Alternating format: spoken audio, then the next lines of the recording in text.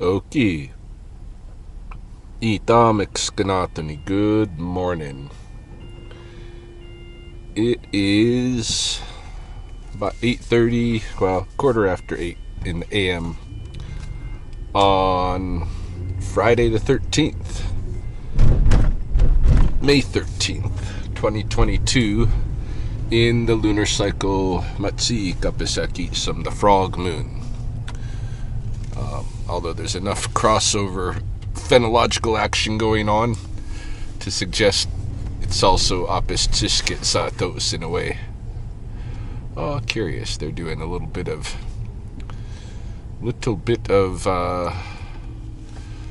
hedge trimming right where I've got my trap. And they're just kind of pushing the old trap over.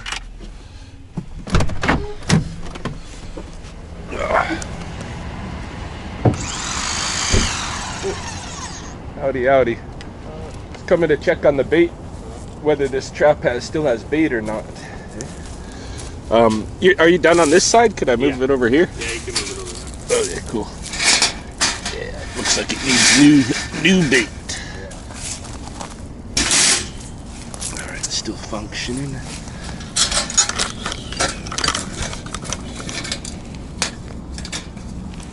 Grab some. Yeah, this is a contract that I do once a week.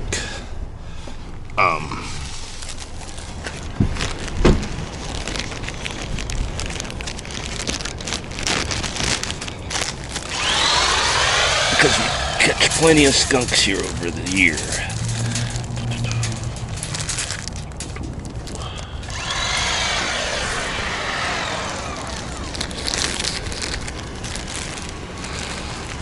And we're off.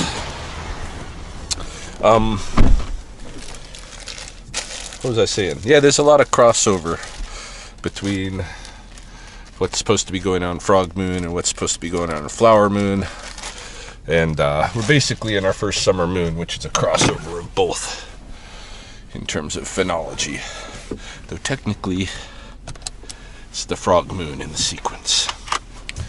Any case, not like a lot of people care about those technicalities. Getting my day rolling and decided I would take the camera along with me because I should have made a video yesterday. I messed up. Yesterday turned out to be very busy. My rounds are getting, pretty full with unexpected wildlife stuff. So I should have the camera rolling daily, really, just in case. So yesterday, I'll give you the update here while we're on our way to Samis. Yesterday started off in kind of the early afternoon with a rattlesnake call to paradise.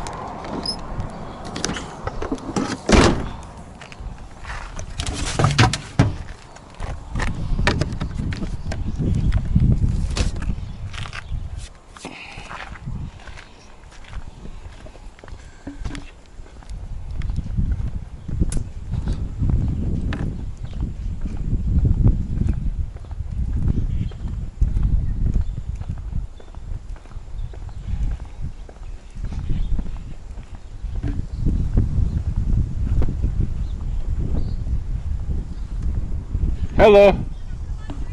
Okay.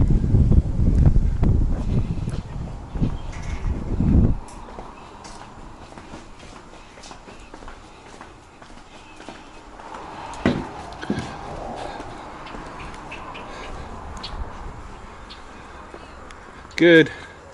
Sorry, I was way off on the north side with the call.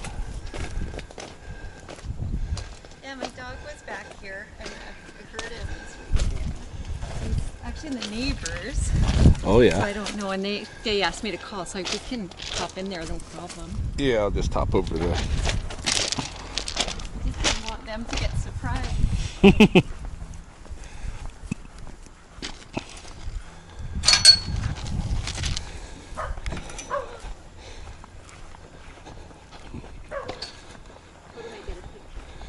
Yeah.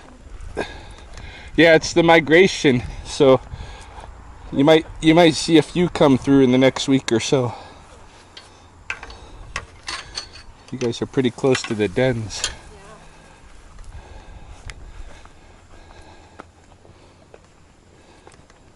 I just kept an eye on him because I thought, gosh, he might move on me, and then we come all this way for nothing.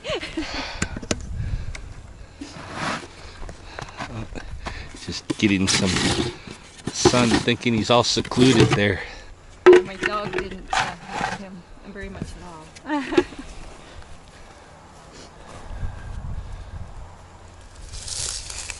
Oh, I know. Yeah, it's a good sized snake. Come on up here. Yeah. Come on up. Come on up here where I can work with you. Yeah. Come on through.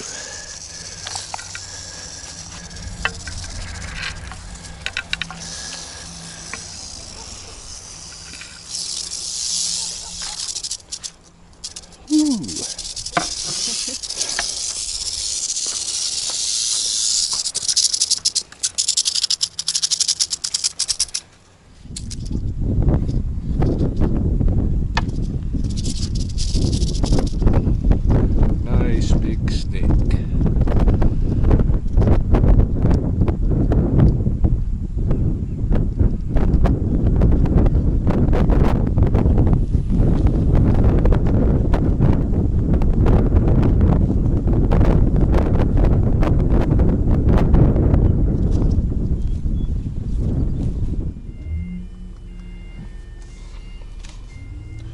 So that was a big old female rattlesnake. Nice thick gal. Posted a picture on my snake page just to remind people once again that these snakes are on the move. I'm expecting kind of a wave of calls as they migrate out to their sites, but I don't know if you could tell from that video, but Britt and I had gone to check on a rattlesnake den site a couple of weeks back, a new to me site, and it was pretty much within view behind that lady's house. Like, obviously that snake came from that den. I didn't move it back exactly to that den because it's right there. I brought it a little ways further up the coulee, but I'm sure she'll find her way to where she needs to go. So that was that. And then later in the after I dropped off the snake and I was on my way back, sorry, it's the acid reflux stuff again. If you watch my last video, I explain. Anyway, I was on my way back and I got this second call, and this call was for a flicker, a northern flicker, that had its foot plugged up in a hole in a knot of a tree. And it was pretty crazy. I went over there, and just as I turned up, an arborist company showed up with a truck with a nice big lift on it, and they allowed me to ride the lift up to check out the situation with the bird. And what it was, or what it seemed to be, was that the bird was trying to come up out of the burrow, the nest hole, what have you, and part of the structure of that, there's kind of a V, and its foot got caught in the V as it was on its way up, and it didn't want to. In order to get off of, like, its foot uncaught, it would have to move backward down the hole and loose its foot and come back up. But for whatever reason, it wasn't doing that. Hey, it was just trying to get out. And so on the edge of the tree, around the burrow, you could see a blood streak, because the bird had been, so frantically trying to pull itself out for so long that its wings had, it had broken feathers and stuff, and its wings were bleeding on the tree. So I tried to reach in. I couldn't reach in far enough with my hand to push its leg out of that hold it was in the V. It was very tight.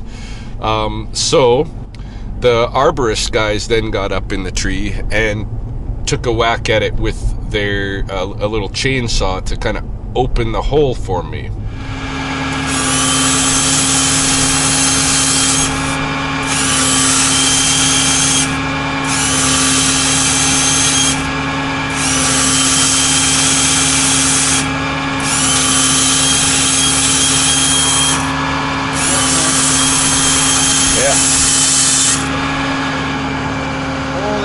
There's a, that was a different bird. Surprising us all, there happened to be a starling in that hole, and when the arborist was going with the chainsaw, this starling come bursting out, and that I'm like, that's not even the right bird, you know, that's not even our bird. And then a few seconds later, another starling came bursting out. The starling was probably trying to steal the flicker's nest. One or the other. One got scared out. Oh! That's a starling. That's another bird. And that one did not miss the blade of the saw. It got whacked on the way out and fell down, pretty much dying at our feet. Very unexpected. I had no idea there were starlings in that cavity. I mean, it makes sense why the woodpecker was panicked enough that it wouldn't go back down in the cavity, and that it had its leg caught up like that in the first place. Starlings are often thieving the nests of flickers and that kind of thing, and it is no doubt some kind of situation like that where they're bullying the flicker out of a nest cavity, and this is what occurred. So anyway, the one starling was unfortunately toast. I know a lot of people will celebrate that because they don't like the starlings. They're introduced species, and they do rob the nests like that, or take over the nest cavities of our local birds and limit out.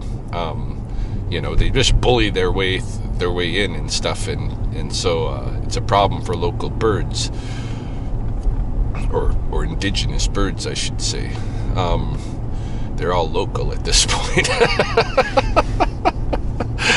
But in any case, one starling was toast, and then I got back up and I was able to reach in and extract the foot, the leg. I pushed the bird down in and pushed the leg down in, and was able to extract it. Sorry.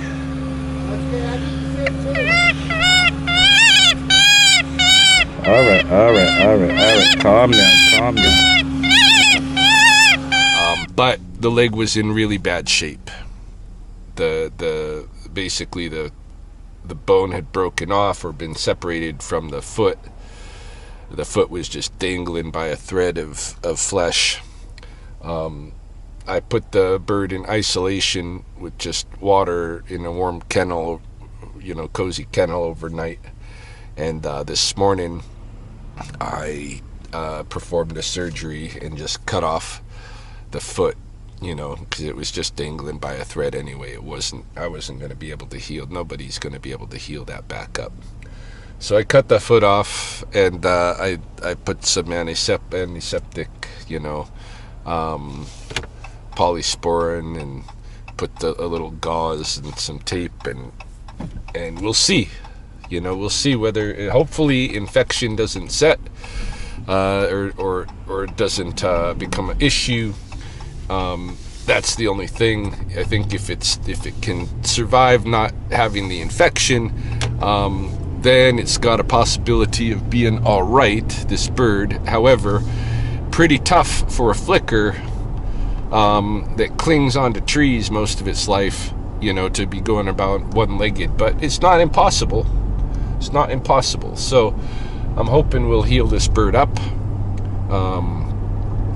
I'll just have it maybe a couple of weeks and be able to do a release. I'm going to have to go to the dollar store today and get some suet or something for that bird to eat. That's that situation. So I wished I had really done a proper video yesterday and covered all of this stuff appropriately, but I didn't. Today I'm bringing the camera with me. It'll probably be a no action day, who knows. That's the way it rolls. But we are at work now at Samus. It is 8:27 in the AM, and time to clock in and fire up the computers and stare at a screen for a while.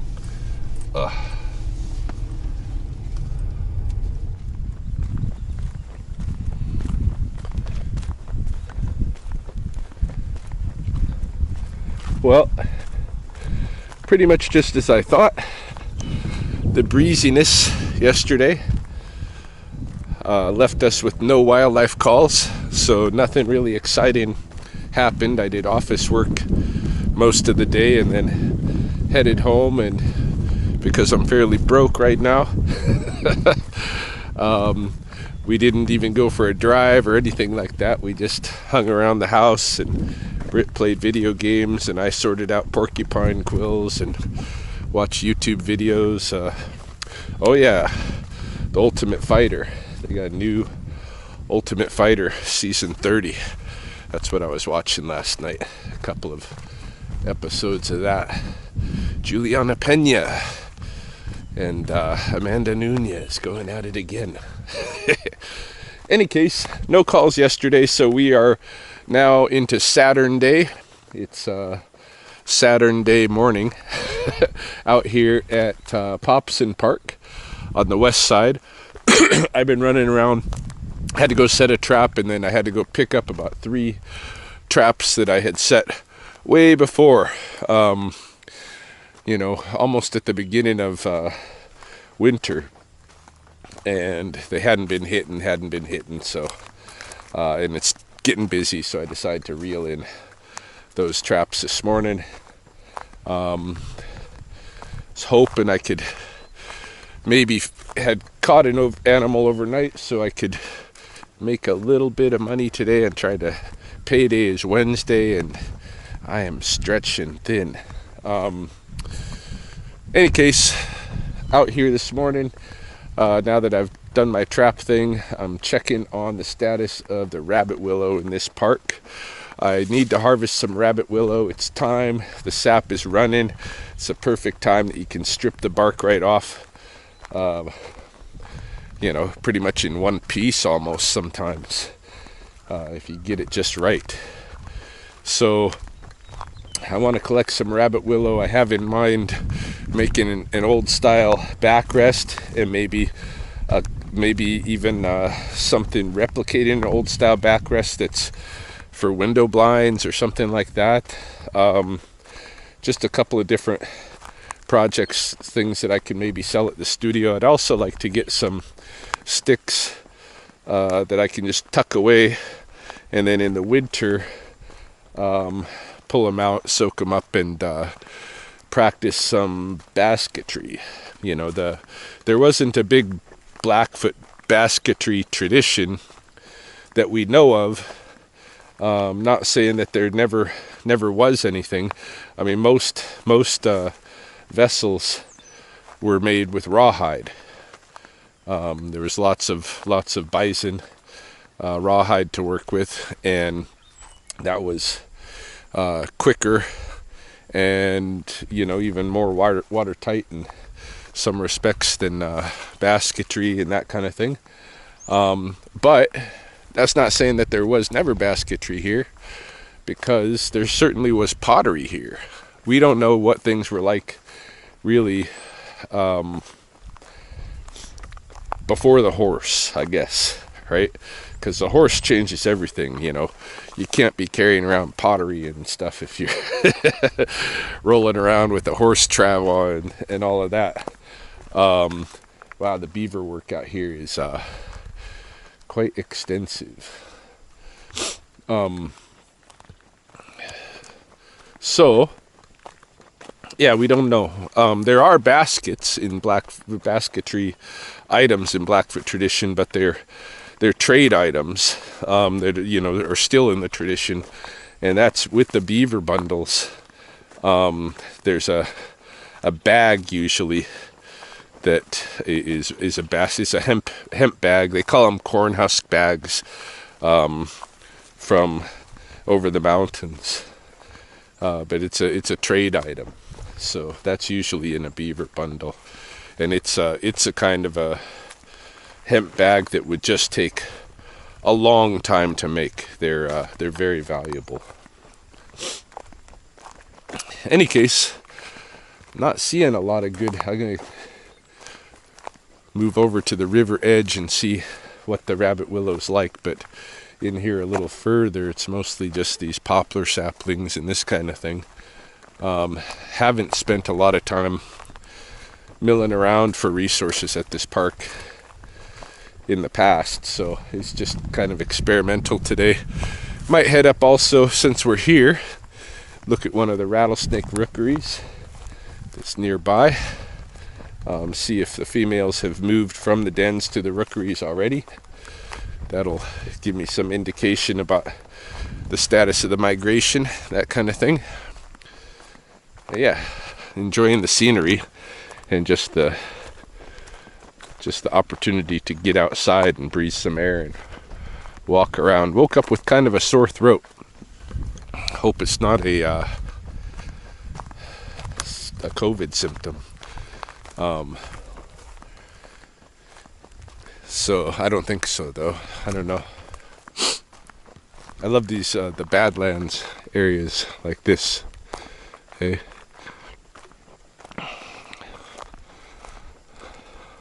Those cliffs.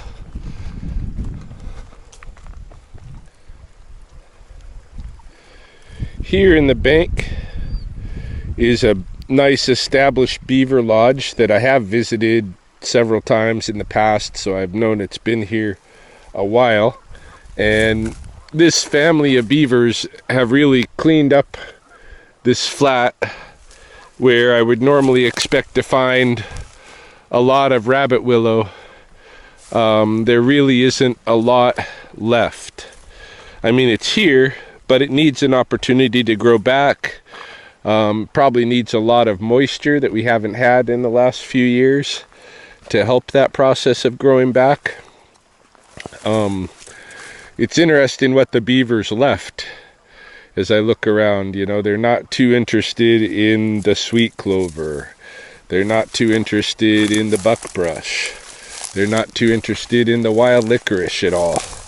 But for rabbit willow, they've harvested pretty clean. Like, I don't think I'm gonna, well, I know, just looking at it, I'm not gonna be sourcing any of my willow from this park because it just isn't here.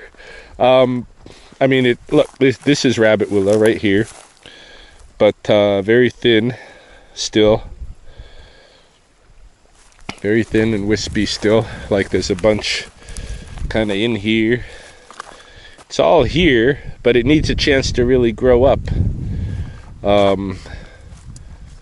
It hasn't had that chance apparently in recent years. You know, I imagine the beaver are having a difficult time getting enough resources in the midst of all the drought as well. You know, their favorite foods are the ones that really enjoy the flooding, wetland foods. Anyhow, so yeah, I don't think, well, I know I've done my survey of what I wanted to see here. Might go and peek at the Badlands up here a little bit, and then make my way over and check on that rattlesnake rookery I mentioned before taking off.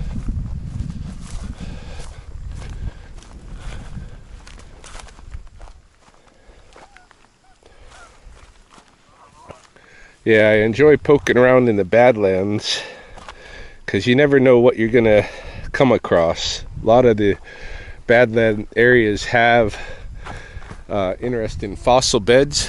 You know, you could find dinosaurs coming out of some of these places. I've found pieces of ancient sea turtles and crocodiles and stuff.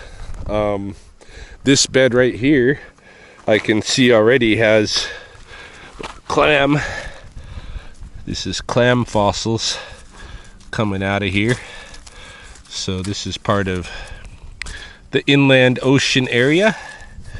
Some of the sediments from the inland ocean.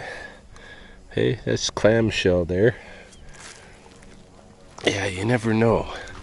Never know what you're gonna encounter in here. So it's always worth a poke around I got some friends who are professional rock lickers, so to speak. They are fossil collectors, ammonite fossil collectors. Not collectors, but kind of single man miners, you know. They go out and they get these fossils and shine them up and sell them as gems. And some of them find some really cool stuff. One of my buddies found a lobster the other week, a whole fossilized lobster. Never seen that before. But yeah, I'm gonna poke around a little bit here and head this way, and we'll see if we can find any mama snakes. Seeing there's a lot of yarrow coming up. These yarrow leaves are valuable as anti-inflammatories. The flowers as well, but may as well use the leaves. Okay, you make them into a compress, and you put it on everything inflamed, from bee stings to arthritis, swellings to broken bones. The Greek army supposedly used these back in the day. Achilles' army supposedly used these, hey, to treat like broken bones and sprains and swellings from arrows and all kinds of stuff. So I'll definitely be harvesting a bit of this. I got a lot of the summer left to harvest that before it kind of goes out of season. Saw also along the way a little bit of wild parsley. Didn't harvest too much of that. I didn't take root, just some leaf. Not much out here as yet. Sure is nice though.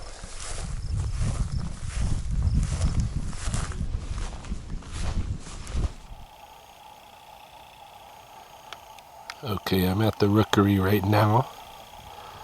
There are no snakes present. I don't know if that means that there are no snakes coming here this year or not. I'm a little bit concerned about the state of repair. Some of these rocks that were normally their shelter seem to be pushed down. So it could be they came and checked and don't like the place, or it could be that they just haven't moved out of the dens as yet. It's probably the latter. What we can see is that there's a nice black widow spider here. This is one of the things that I love as the snakes move out of the dens. The black widow spiders, they seem to like inhabit in the same places. So they'll make their nests right here. Eventually this female will have eggs right here this summer. She chose a nice spot. It's good sun location here, even though today's a bit overcast. So yeah, no snakes at the rookery as yet. I'm probably going to drive on, see if I can go somewhere where I can harvest some willow.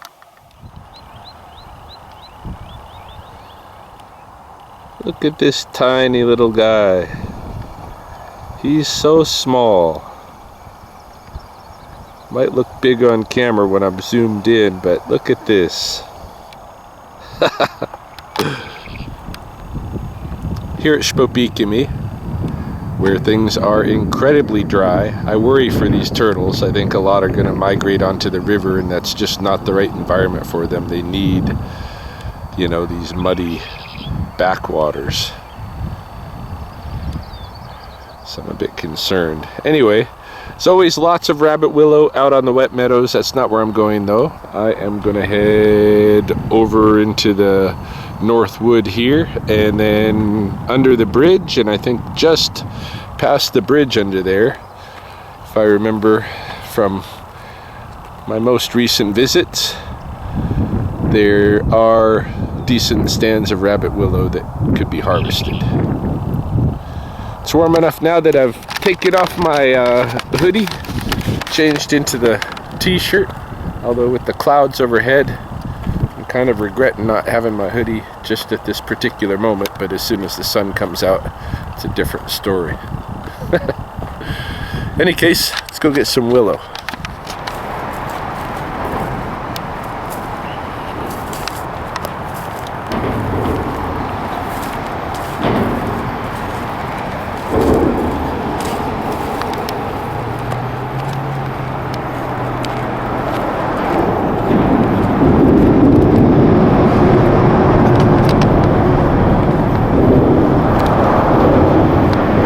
I don't particularly care for authority.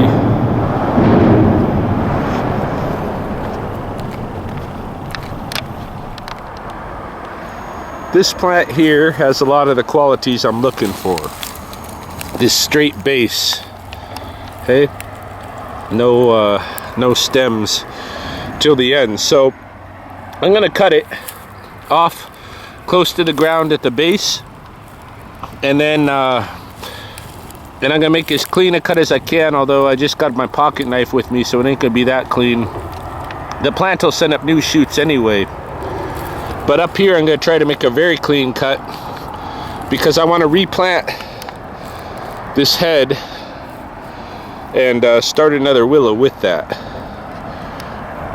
So that's my way of paying back this plant, is that not only do I know the plant will send up new shoots to replenish this one, but I will plant a second plant as well myself.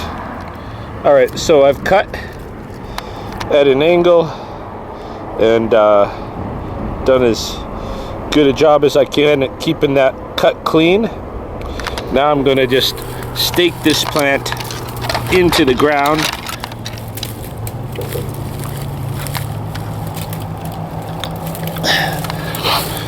And it will reroot.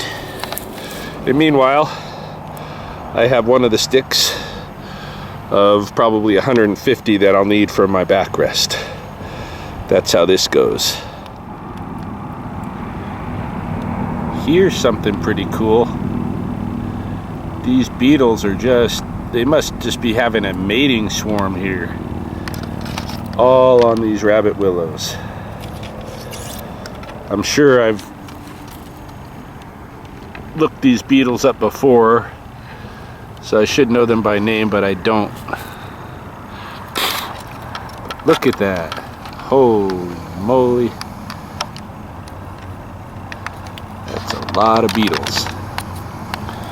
And they're all in here. Kind of in one fairly tight area. So I'm pretty sure it's a mating thing, you know. But look at that.